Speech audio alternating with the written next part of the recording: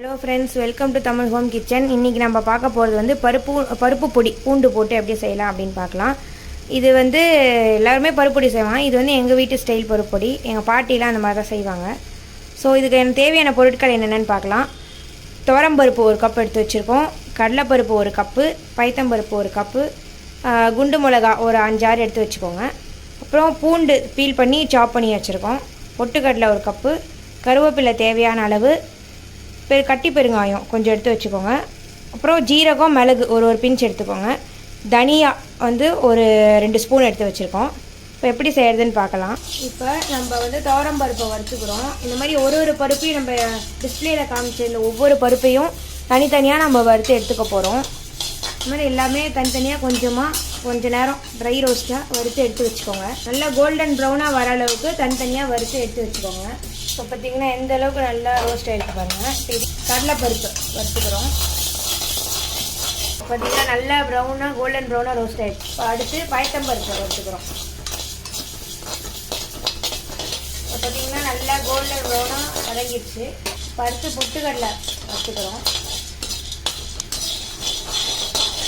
இப்போ பார்த்திங்கன்னா நல்லா ரோஸ்ட் ஆகிடுச்சுங்க. இது வந்து நல்லா பச்சை வாசனை போகிற அளவுக்கு நல்லா வறுத்துக்கோங்க.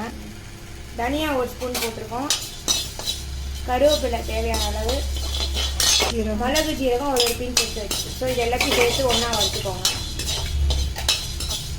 பாருங்கள், நல்லா நீங்கள் நல்லா வறுத்தீங்கன்னா உங்களுக்கு வாசனை நல்லா வரும். நல்லா அந்த அளவுக்கு நல்லா வறுத்து எடுத்துக்கோங்க. இந்த மாதிரி எண்ணெய் 2 ஸ்பூன் விட்டுக்கோங்க. கட்டி பெருங்காயம் ஒரு 3-4 துண்டு எடுத்துருக்கோம். நல்லா பொரிச்சுக்கோங்க. குண்டு மிளகா நாங்கள் ஒரு 7-8 பீஸ் எடுத்துருக்கோம். உங்களுக்கு நீங்கள் பண்ணுற குவான்டிட்டி எவ்வளவோ அதுக்கேற்ற மாதிரி எடுத்துக்கோங்க. அதை நல்லா வறுத்து எடுத்துக்கோங்க. இப்போ ஃபஸ்ட்டு சாப் பண்ணி வச்சுருந்த பூண்டை வந்து வறுத்து எடுத்துக்கோங்க. நல்லா இந்த பூண்டு வந்து போட்டால் ஒரு டேஸ்ட் இருக்குன்னு பூண்டு போடுறோம். பூண்டு வேண்டான்னு நினைக்கிறவங்க பூண்டு இப்போ நீங்கள் ஸ்கிப் பண்ணிக்கலாம். நீங்கள் வேணும்னா போட்டுக்கலாம், என்ன ஸ்கிப் பண்ணிக்கோங்க.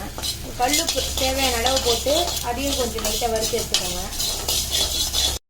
பார்த்திங்கன்னா அதை நல்லா எல்லாம் வறுத்தது எல்லாம் ஆற வச்சு எடுத்து அதை மிக்சியில் போட்டு நல்லா அரைச்சி எடுத்து வச்சுட்டோம். இது வந்து நல்லா ஒரு தடவை சளிச்சு எடுத்து வச்சுருக்கோம். ஸோ அப்போ தான் கொஞ்சம் உங்களுக்கு நல்லா அந்த நைஸாக இருக்கும். உங்களுக்கு குறகுறப்பாக இருக்கிறது ஓகே அப்படின்னா நீங்கள் சலிக்க கூட வேண்டாம். ஸோ இது பருப்பு பொடி வீட்டிலே எப்படி செய்கிறதுன்னு பார்த்தோம். நீங்களும் ட்ரை பண்ணி பார்த்துட்டு எப்படி இருக்குன்னு டேஸ்ட்டை வந்து கமெண்ட்ஸில் சொல்லுங்கள். For more videos like, share and subscribe. Bye.